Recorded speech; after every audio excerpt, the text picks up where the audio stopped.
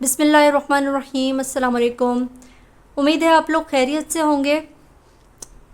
हमने आज कंटिन्यू करना है अपना कोवेलेंट बॉन्ड का टॉपिक। और लास्ट टाइम जो हमने डिस्कस किया था वो टाइप्स ऑफ कोवेलेंट बॉन्ड थी on the basis of sharing of electrons, जिसमें हमने single covalent bond, double and triple covalent bond पढ़ा था। आज हम पढ़ने जा रहे हैं types of covalent bond on the basis of the structure of molecule. Polar covalent bond होता है जो दो नॉन आइडेंटिकल एटम्स के दरमियान बनता है।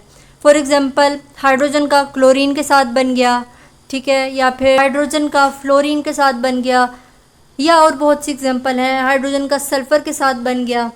इसको हम कहते हैं दो नॉन आइडेंटिकल एटम है, एक का एटम कोई और है, एक एटम कोई और है, और उनके दरमियान जो बॉन्ड बन रहा है वो पोलर कोवेलेंट बॉन्ड है। क्यों पोलर है इसको हम समझते हैं। Hydrogen chlorine non identical atom हो गए, ठीक है।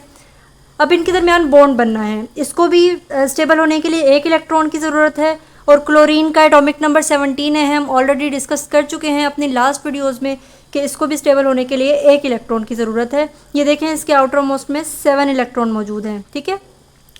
अब क्या होगा कि ये वाला हाइड्रोजन और क्लोरीन का ये वाला इलेक्ट्रॉन, ठीक है, ये दोनों इलेक्ट्रॉन म्यूचुअली शेयर होंगे दोनों एटम्स के दरमियान, और हम बॉन्ड कौन सा बन जाएगा, HCl का बॉन्ड बन जाएगा।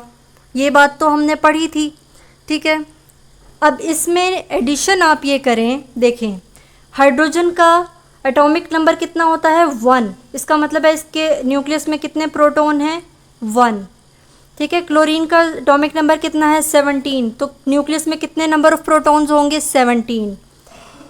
अब ये 17 नंबर ऑफ प्रोटॉन की ताकत ज़्यादा है या ये 1 नंबर ऑफ प्रोटॉन की पावर ज़्यादा है। जाहिर है कि 17 की पावर ज़्यादा है, ठीक है।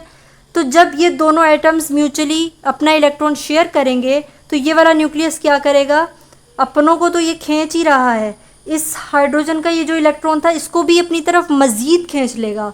यानी कि मैं आपको ऐसे समझाऊं कि ये जस्ट समझाने के लिए मैंने इतनी लंबी लाइन और दरमियान में 2 इलेक्ट्रॉन लगाए हैं, वरना ऐसे डिनोट नहीं करते, ठीक है। अच्छा, अब देखें ये वो mutual shared pair of electron है जिसकी वजह से ये दोनों एटम्स का ऑक्टेट कंप्लीट हो रहा है, ठीक है।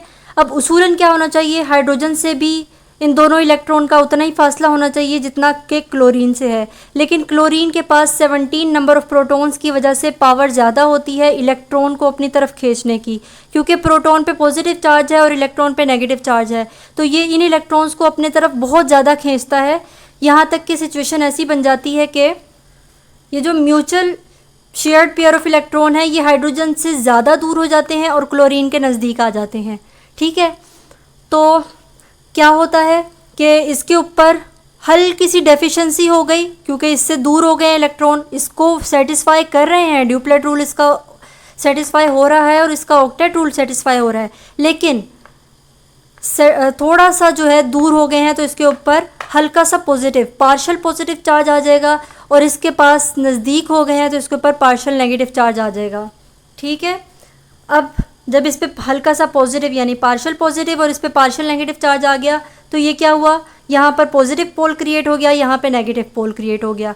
तो हमने इसको कहा कि ये कौन सा कोवेलेंट बॉन्ड बना है, पोलर कोवेलेंट बॉन्ड बना है, क्योंकि दो एटम्स में से एक ऐसा था जिसके पास इलेक्ट्रॉन को खींचने की पावर ज़्यादा थी, उसने खींच ली, वो पार्शियल नेगेटिव हो गया, दूसरा पार्शियल पॉजिटिव हो गया। अब नॉन पोलर कोवेलेंट बॉन्ड क्या होता है,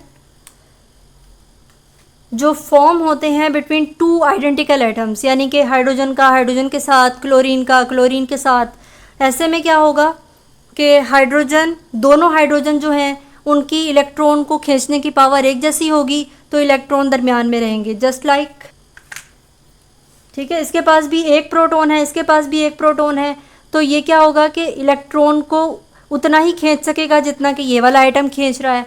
तो एटम के जो दोनों इलेक्ट्रॉन्स हैं, तो जो दोनों इलेक्ट्रॉन्स हैं वो एक जैसे डिस्टेंस पर रहेंगे, इस एटम से भी उतने ही डिस्टेंस पर हैं, इस एटम से भी उतने ही डिस्टेंस पर हैं।